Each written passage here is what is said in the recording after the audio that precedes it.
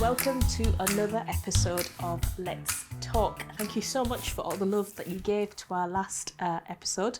Obviously, it's our second season and we've got some very, very interesting guests lined up for you in coming episodes. So you must be wondering, who's my guest for this episode? Well, my guest for this episode has been a friend of mine for over a decade.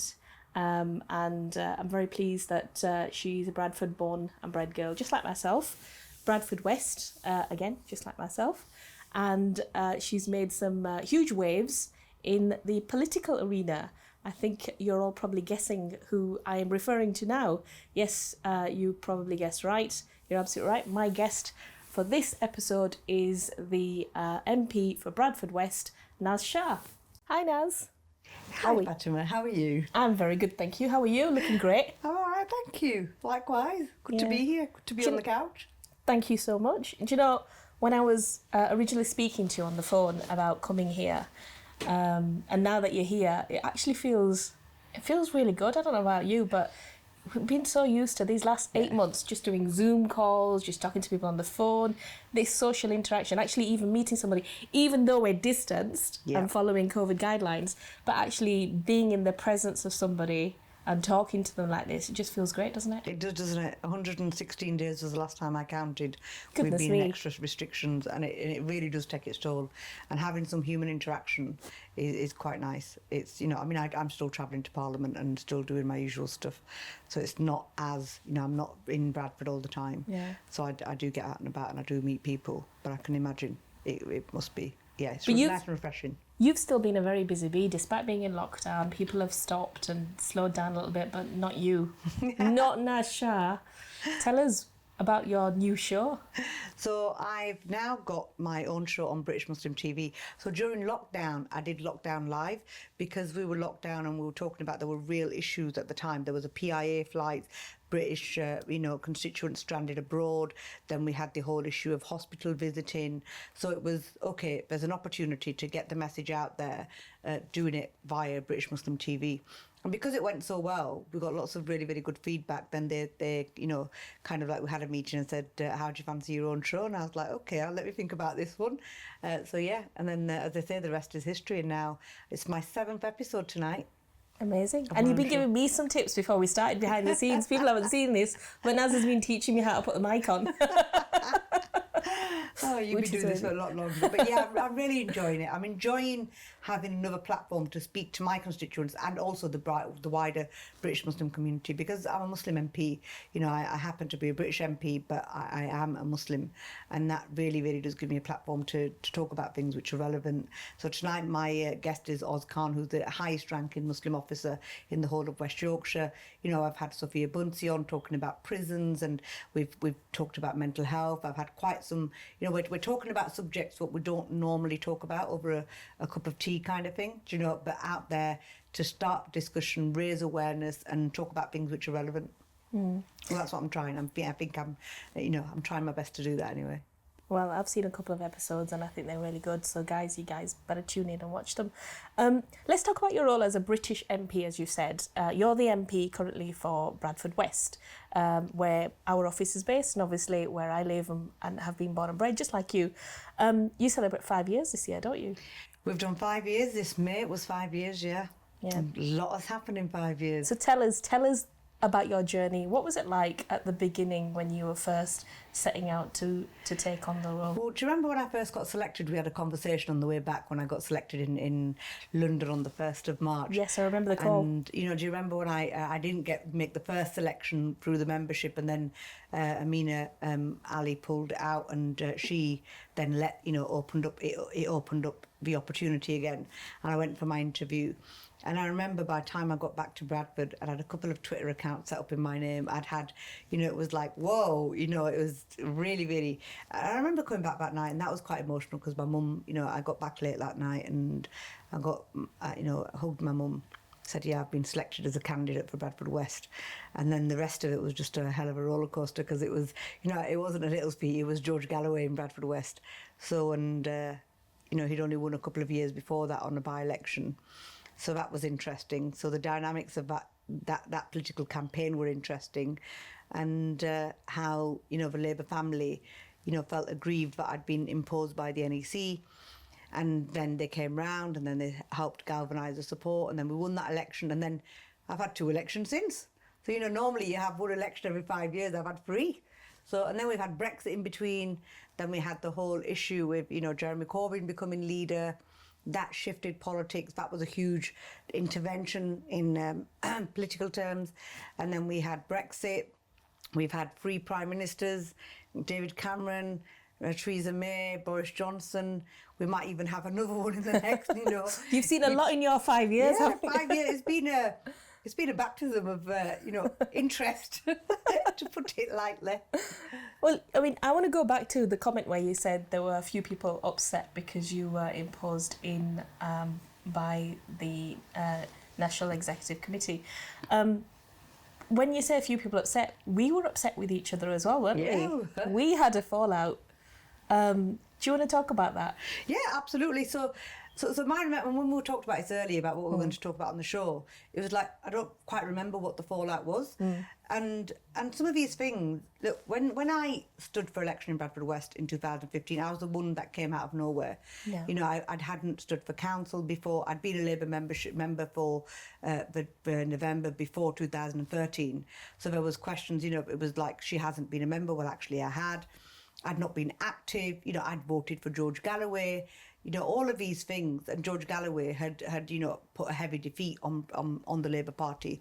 So how could I then, post Galloway, become a member of a Labour Party, and then be, you know, lots of people locally who were positioned themselves, who were dead certs, if you like, all of a sudden weren't certain anymore.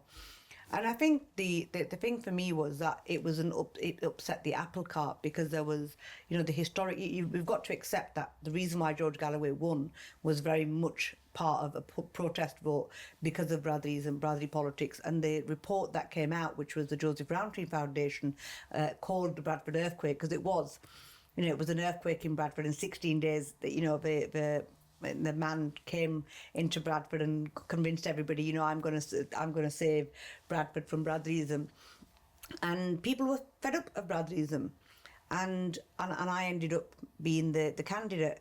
And there was, you know, it was a dirty campaign. It was the first hustings.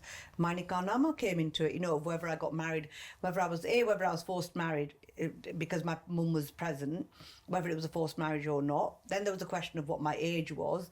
Then there was the question that I went public about my backstory. And the reason I went public was simply, you know, people, you know, at the time, if you have a backstory like mine, which is checkered history, you know, parent that's been to prison, both my parents had seen prison, you know, the kind of campaigning that I'd done in the 90s about my mum's, you know, conviction, etc. And that was done again here in Bradford.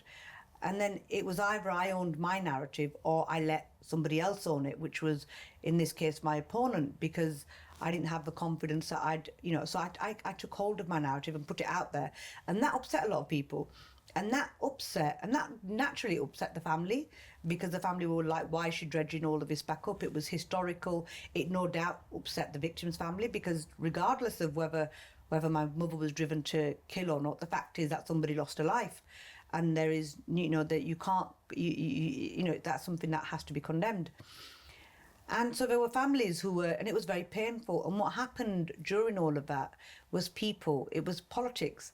And when politics and emotions and all of that come together, people saw it as, why has she gone out and talked about her backstory? Because it's certainly, you know, whereas 1 minute George Galloway was tweeting, well, nobody's ever heard of her, and the next minute you've gone viral internationally. So all of a sudden it was like, well, actually this is somebody who's resilient, and all of a sudden it became, well, she's got a chance. So it wasn't in everybody's best interest for me to win. Yeah. You know, and that people took advantage of that. Yeah. Many people were upset. The people who were the dead certs and who thought they'd you know, maintain the power and control. I'm not the person to be controlled. I'm the right, you know, if anybody knows me. Oh, we know that. You know, alhamdulillah, the blessings of Allah, you know, I'm, you know, the only person I answer to is my constituents in terms of representing them. And for myself, my conscience is my maker, you know. Yeah. So I think that really, really did, from what I remember, it really did put, there was a lot of stress caused, and there was a lot of tension. And my grand plan, Fatima, was simple. It was, look, I've got 5 years. I didn't know we were going to have another 2 elections. I had 5 years, and I thought, right, I'm going to work. Because the other thing was, in fairness to other people, they'd not seen my track record in politics. When I campaigned in the 90s, nobody really knew my actual track record of my history of work. That in Bradford, I'd worked for the NHS. I managed a budget of over 5 million. That I'd commissioned, my last round was 88 projects across the voluntary and community sector. Nobody really knew that information about me. That actually, from a career point of view, my last paid post was at the regional government as a director of a leadership programme for senior Muslim women. Is that because your backstory was magnified to such an extent that obviously people didn't actually see the professional side, the strategic side, the person who kind of like understood policy development, all the rest of it? Do you think at that time also, because you were very new into politics, it's obviously, you've never done politics, not at council level, and straight obviously getting into becoming an MP, obviously our fallout, could it be there was so many emotions? So as a publisher, as an editor of a newspaper, there's articles that are naturally going to be written by some of my journalists that will go into our newspaper. Do you think sensitivity then was different for you to how you react to things now? Oh, absolutely. I'm not the same person I was in 2015. Yeah. I have been blessed, I have been exposed, I've been allowed to, fly and do the things I need to do on behalf of my constituents, and that some things just come with experience. But I remember one of the articles in your paper which was published, which was about my, when I put my story out there, it wasn't to upset my family. It certainly wasn't to upset the victim's family, but people were hurt by it. And I recognise that, and it'd be very misguided of me not to recognise the pain that causes. But what I was doing from my attempts, and I never got chance to explain that, was actually I was trying to just own my narrative, because rather than somebody else hijack it and a man hijack it, I might as well put it out there before he does. So that was my intention, but it got lost because people hijacked that.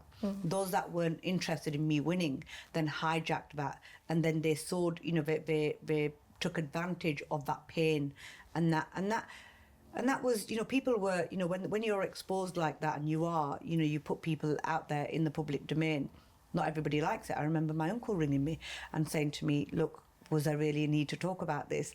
And I had to really, really have a brave conversation about, well, it was either I talked about it or somebody else did. So I'd rather be the person who's telling my story rather than another person doing it. And in the end, I was proved right, because George Galloway, somebody posed as my father, as my dead father, and got my marriage certificate from Pakistan, and said I was 16, and in the same place were 2 nikahnamas, which showed that actually it was quite common practice to have another nikahnama, because I had to be 16 for the purpose of the visa, and there was one that dated on the 24th of December the year before, or whatever date it was. So it wasn't that I was wrong in my approach, but then it wasn't that others were wrong in being upset with me either. It was one of those things that I had to do, and not everybody would agree with it. And even now, people will be, because when your family and your own personal things from your own family are out there in the public, not everybody likes it. Yeah. And especially because my father died a long time ago. Yeah. I mean, I have to say, you've been very brave about all of this, and I think I also admire you more now because it was you that picked up the phone to me and said, we need to work together and we need to do great things for this city of ours. And, you have to be given credit for that, because not many would. And Asian women, particularly Muslim women in our city, tend to get labelled a lot that we can't get along with each other. And I think that was, again, sort of brought to the forefront when Salma Yaqub came and campaigned. Tell us a little bit more about how... So my grand plan, going back to it, was that I would work really, really hard. I'd be able to demonstrate to people. Then I'd start building those bridges, because people didn't have my track record in front of them. So they were right to be sceptical, right to, I had to earn my brownie points and earn my stripes. And I thought I was doing that. And then all of a sudden we had this snap election. And then all of a sudden we had Salma Yaqub. And bear in mind, now that I've said this publicly, and I think Salma has acknowledged this, But certainly from my point of view, here was a woman who had a great amount of respect for, because she'd been in politics a lot longer than I had. And in 2015, I was on record that if Salma had decided to come to Bradford against George Galloway, I'd have stepped aside and I'd have supported her if the Labour Party saw that as the right thing to do. So there was never an issue for me. And then all of a sudden, it was, well, she's coming to Bradford. Then she said she wasn't coming to Bradford. And then she changed her mind because a man from Bradford had gone and convinced her. And what I saw that as was, again, brotherly politics about, well, here's a girl who we can't control. Here's a girl who speaks, and she says things that we don't necessarily like. So how do we get power and control back? And that's brotherly politics. That's patriarchal politics. And that's not progressive for the city. It's not progressive for Bradford. And then Salma came. And my gripe with Salma was afterwards. It was the way she behaved, and that's on public record. Anybody can go to my Twitter and see the videos that I put out recently in 2018, 19 even. Now, in 2017, when the election happened, it was, again, orchestrated by men. And it was two Muslim women. And we weren't very politically far apart. She was hard left. She'd established her politics with, and some of the work that she did against the war, all of that Iraq war and things, which I had not been involved in. And, for that, I had a great deal of respect for a lot of the work that she'd stood for previously. But then here was a Muslim women cage fight, effectively, two women. But who were the instigators of that? It was men.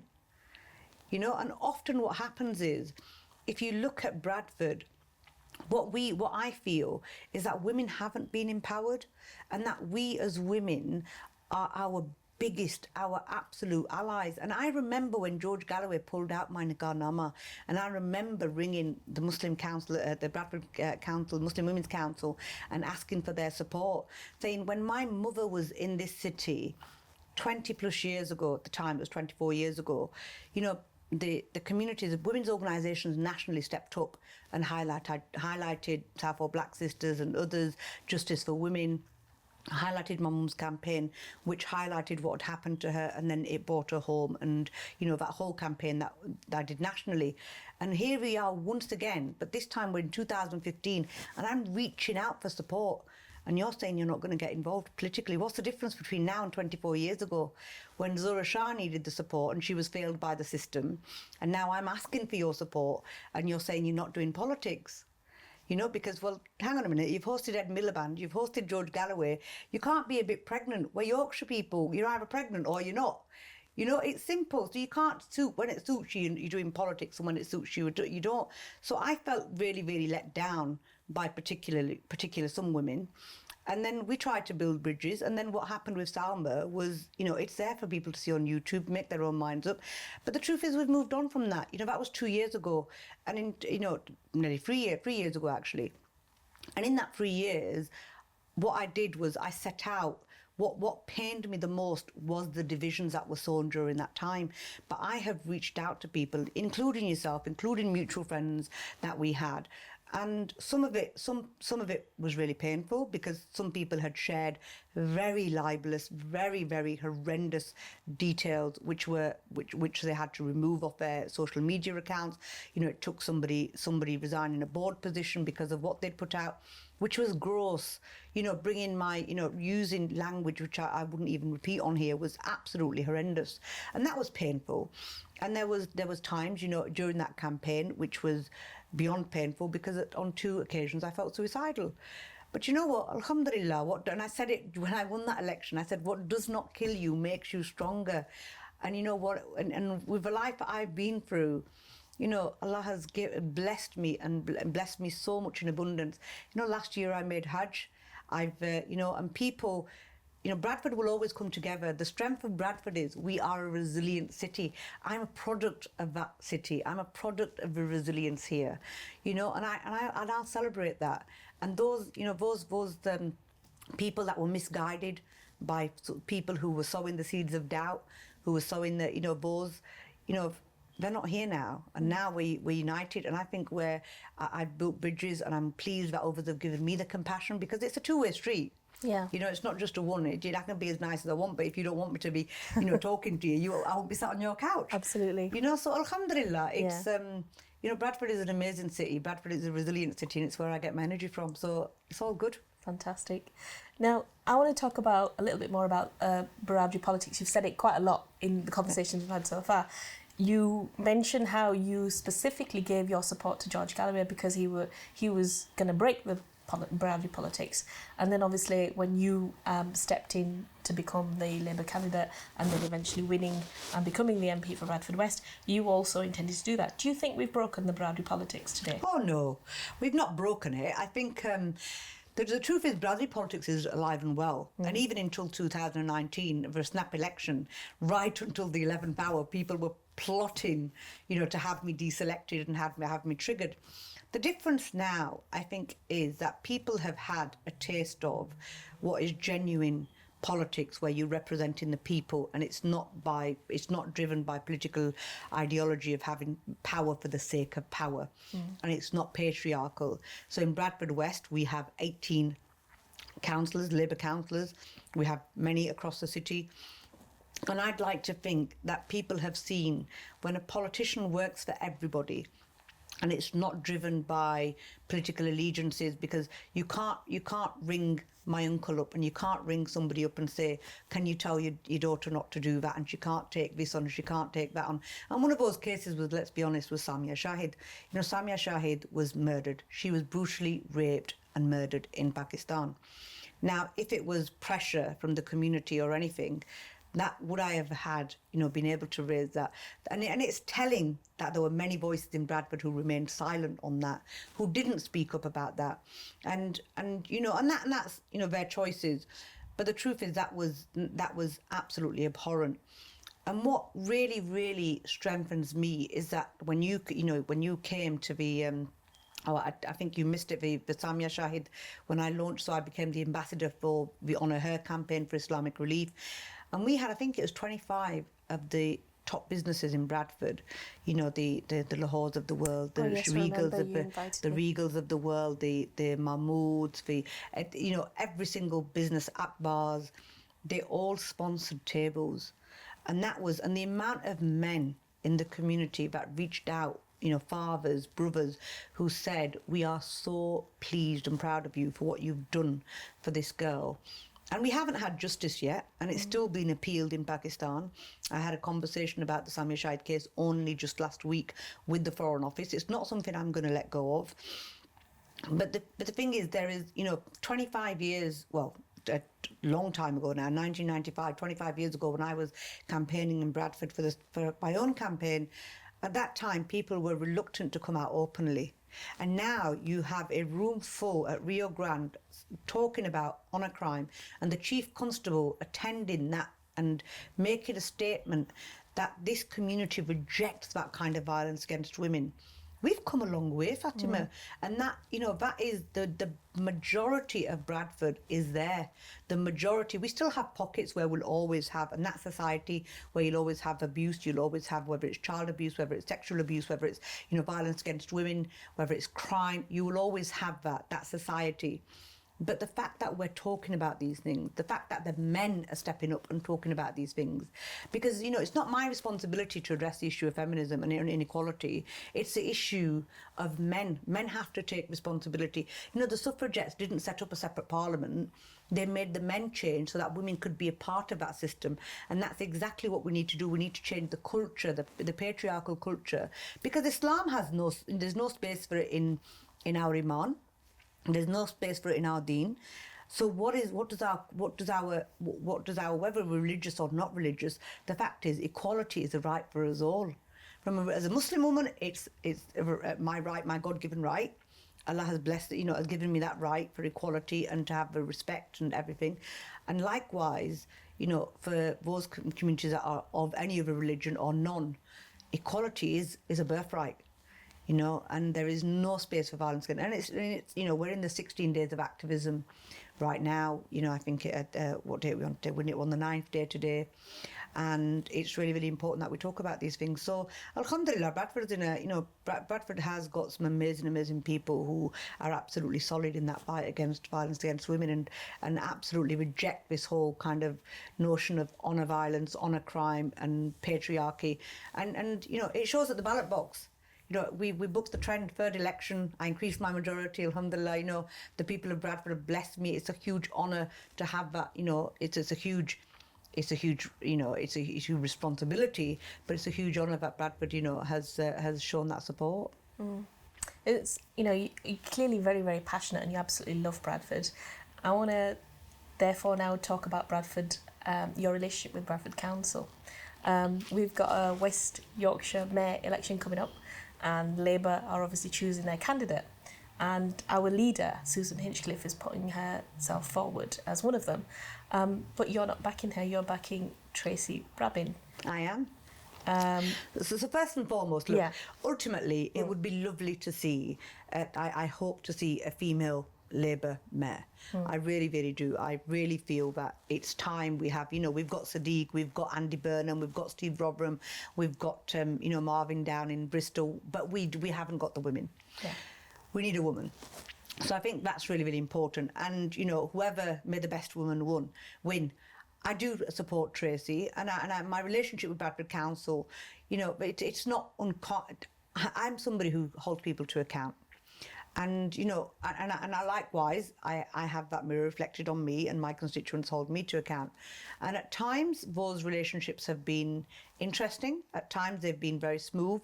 I have felt when it came to children's services in 2016, I had some very brave conversations in Bradford around child sexual exploitation in particular, around child mental health. And then it was another 2 years before we went into special measures. And I feel that we could have done things when I was raising them in 2016. We now have an improvement partnership. We now have, that board. And were things shifting fast enough? I think they're now heading in the right direction, but I don't think they've always headed in the right direction. I also feel from a diversity perspective, during COVID, and let me put my thanks on record to Sarah Muckle and her team in Bradford Council for the work that they're doing, because they have been, our government has absolutely failed us with their circle contracts and cronyism and all the rest of it.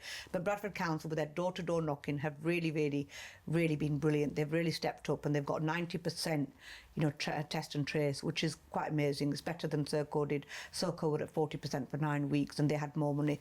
So I will thank Bradford where during the crisis it stepped up. However, it's not always been the case. And I want to work with the council to get us to a position where we're in the right place when it comes to equality and diversity. We still don't have a reflective workforce. And that's not just with Bradford Council, that's across the board. I'm going to be talking to Oz Khan about it tonight, the police force in terms of their diversity, the NHS, and I've, been a senior manager in the NHS in my previous life for politics. But the truth is that I do feel that we could have done more. And I feel that Bradford we never really shifted. We've never really celebrated Bradford's diversity. We are the youngest city in Europe. I don't feel that passion. I haven't felt the passion and the ownership of what our young people mean to our city.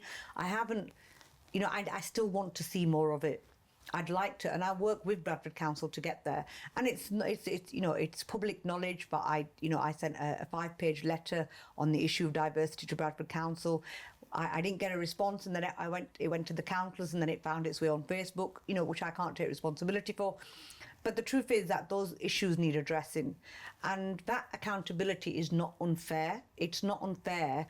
It's not an unfair assessment for me. It's right that I hold services to account, and that includes the NHS. I've asked questions of the NHS, I've asked questions of Bradford Council, I've asked questions of Bradford Police, and that is my role. And I genuinely wish whoever it is, I am backing Tracy Brabin, because I do feel that she has the leadership. I feel she has a passion. I feel she'll include women and children, because often women and children are not included. And I think, you can't have anything about us without us. And I think especially for Bradford being the younger city, and she gets the relationships in Whitehall, she gets the relationships in terms of, but Susan also has a strength, with devolution. But on this one, I decided to back Tracy. But whichever woman wins, whether it's Tracy Brabin, and I hope it is a woman, because we have got somebody who's thrown the hat in the ring, and we still don't know who the Tory candidate is. And I do hope it's a woman. I sincerely hope it's a woman. Whichever woman wins, I will work with the West Yorkshire Mayor in everything I can do for the sake of Bradford, absolutely, and for the sake of my constituents. Fantastic. I think we've shared quite a lot on this little couch today, haven't we? But I just want to wish you all the best with everything you do. You're you. definitely my MP and the MP for my business as well. So obviously we have a very good relationship, and I think for us you're doing a fantastic job, and Thank we'll you. definitely be working with you.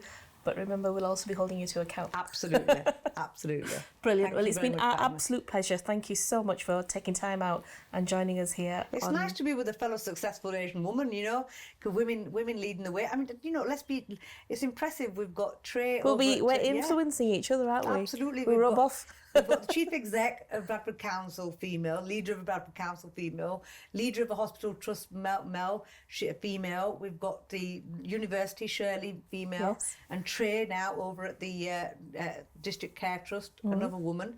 You know, women are doing Bradford's doing girl power, it. guys. Absolutely. So keep watching for more girl power. Thank you so much. Thank you.